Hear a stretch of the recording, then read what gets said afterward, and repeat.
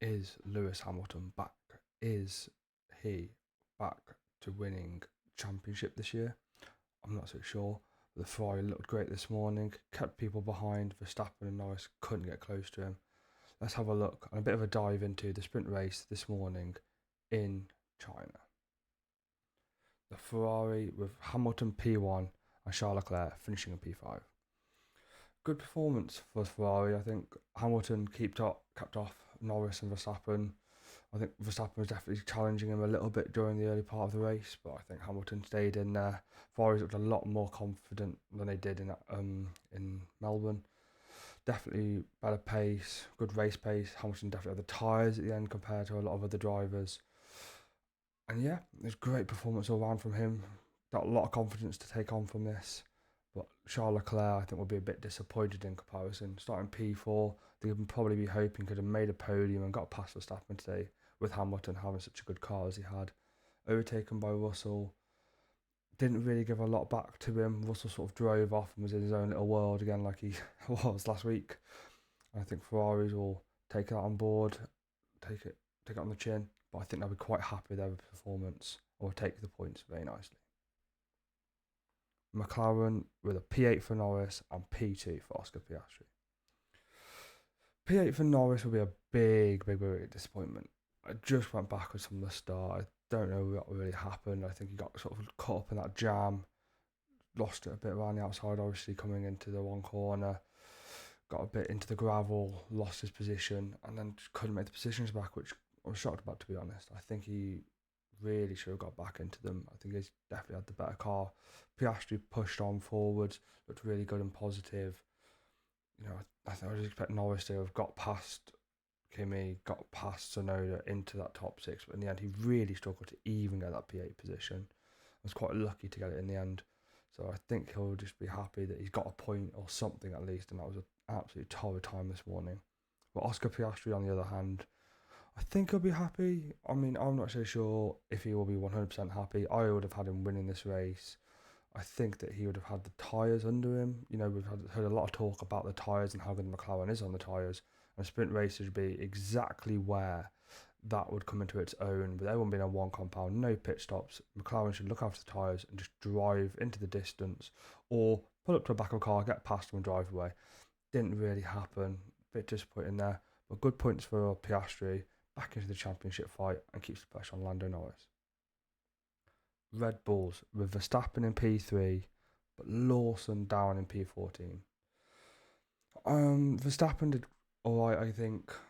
I think I was happy to keep Piastri behind as long as he did. I think he maybe sort of thought that he'd have challenged Hamilton for the lead, but it was there or thereabouts. P3, still some good points, 6 points, can't really complain with that. And I think I'll move on to the next one. But Liam Lawson, I expected so much more from him. I would have thought that he could have got into the top 12 or 11. A couple of questionable moves in there as well. Surprised he didn't get a penalty. A couple of moves, you know, hit wings, hit side pods a bit. I think he was just very lucky to have even not got a 5-second penalty or something from that race. And then qualifying, I'll talk about a bit later, but just not a great performance again. You know, in that Red Bull, if Max can get P2, P3, Lawson should be able to get a top 10 finish very easily. Quite disappointed with that. Mercedes with Russell in P4 and Antonelli in P7. Russell P4 will be quite happy. You know, he's been very quiet. They said in the commentary, Bundle said about, I've not really heard a lot from him, and I agree with that. We've not, you know, you see a move from him. That's about it. He's sort of 2-3 seconds ahead of P5, 2-3 seconds behind P3. Well, a bit further than that, but you know, he's in his own little world. We don't really hear a lot from him. Whereas Kimi just seems to be in battles all the time. Couldn't get past Tsunoda, which I'm a bit disappointed with him for, I think. I think he would have expected to be able to make that move up, especially because Tsunoda got past him from the start. He wasn't able to take that position back. But, you know, P4, P7, double points again. Mercedes quite happy to take that, I think. I'll move on to the qualifying and then the race tomorrow. The Racing Bulls of Tsunoda P6 and Hadjar P13. Tsunoda quite happy with the P6. You know, got a good start, picked up those early positions. and then kept it. I mean, you can't ask for much more from him. The car looks a lot better than first expected. I mean, it looks like it's doing what we thought the Alpine would be doing.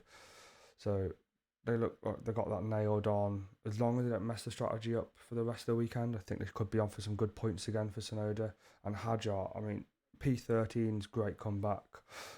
I think he maybe hope for more if Tsunoda's in P6, but still very raw. Looks really good. Didn't let last weekend affect him, and I think he'll be really happy with his performance. Aston Martin with a P10 for Alonso and a P9 for Lance Stroll. These are basically just picking up the positions that Albon lost, really. They didn't really do much during the race. They'll be quite happy. I think they'll be a bit disappointed. They could have got points, but I think they'll be quite happy with the position and what it could sort of show for the rest of the weekend there, really, with Aston Martin. Kept it quiet, kept themselves clean. Still, I think it might be a wasted year for them, but hopefully they can keep in this midfield battle while some of the other teams need to catch up. Williams, P11 for Albon and P17 for Carlos Sainz. Albon, I think both of them will be really disappointed. Neither really looked like they were really up to much. Couldn't get through the field at all. I had them as the 5th best car. Didn't really look like that this morning. Looked like they really struggled on the tyres early. Sainz really looked like he didn't know what he was doing out there. Really looked like it was a torrid time for him. Hopefully it picks up for them, but Sainz just looks really rough in that Williams, and maybe it's not as drivable as we first thought. They looked really happy after testing, and after Melbourne they looked quite happy as well. Just really doesn't look like the car's hooked together. It doesn't look like they're putting solid laps in at the moment. Alpine, P12 for Pierre Gasly and P20 for Jack Doohan. Gasly came through the field quite nicely. I think I'd be quite happy with how it ended up for him, outside the points, but starting P17 in an Alpine, still finished ahead of Lawson. I think I'll be really happy with the performance. Jack Doohan in P20, sort of, I think in the same sort of mindset as Lawson and Carlos Sainz at the moment, where it's a new car, and I just really don't think they've gotten on with it. They're not sort of finding the right setup or balance on the car at the moment to feel comfortable. It looks like he's snatching at it a lot. That move and that dive in that cost him the 10-second time penalty and the 2 drivers' penalty points. I mean, I don't know if he maybe just mistimed it and just sort of thought I'll go for the move anyway. It was never really on. He was never making the corner or never making it with the time for the car to move out of the way around the outside of him.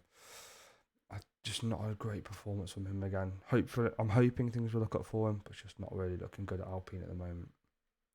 But at Haas, it's looking a little bit worse. P16 for Ocon and P15 for Berman. Neither really did a lot to write home about. They sort of stood pat for most of the race. I think they looked to have moved forwards. Still doesn't look like the car from testing, sort of like the Alpines had.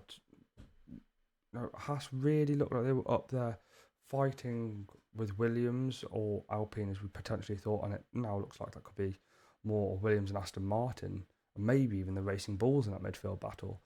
But they just don't look like the cars hooked together. It looks like it's still made out of thin metal, like it looked like it was in testing, and I think Berman and Ocon could do better. Ocon, I think, should be doing better with this experience.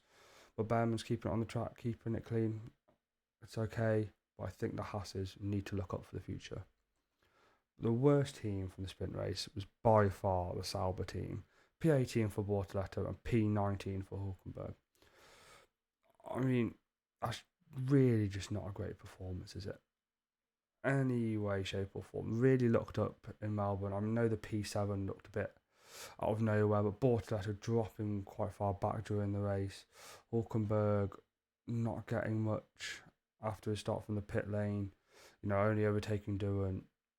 I think it's where we thought they would be, and this is maybe their actual pace for the season, as opposed to what we saw last week. I just hope for a bit more, and hoping that the qualifying performances aren't just what they can show, and they do have a bit of race pace in the car, because it looks like for one lap it could be a Q2, potentially even a Q3 car, depending. But during the race, it just looked like everyone's just sweeping straight past them. And it doesn't look like they can really get an overtake done, is the bigger problem, I think, with us at the Sauber. But yeah, really disappointing result for them after last week's high expectations. We'll see how the race goes for tomorrow. My last thoughts on the sprint race. I think it was one of the more, I wouldn't even say exciting sprint race, to be honest. It was an okay sprint race. I wouldn't say it was necessarily worth waking up at 3 o'clock in the morning for, apart from to see Hamilton get his first win for Ferrari. And, Piastri putting the impetus back on Norris to try and fight back home for the championship. It wasn't anything special. I think the problem with the sprint races is the tyres just aren't really there, it looks like. I know there's a new surface and it was thought it could be more slippy, but it turns out I think it's more grippy in the end than people thought, so a lot of the life coming out the tyres. But it just doesn't really look like a great sprint race weekend, if I'm honest. Not a lot of action, not too many overtakes. Even Lawson comes through the field, you have to sort of like to barge his way through to get through the pack. But I think the race could be more interesting, and qualifying definitely leads a lot to the imagination for tomorrow. I think we could have a great race on our hands, and we could have a great performance from someone coming through the field, but can they challenge for that win? Thanks for watching. If you liked the video, please like and subscribe, and until next time, thank you very much for watching. Goodbye.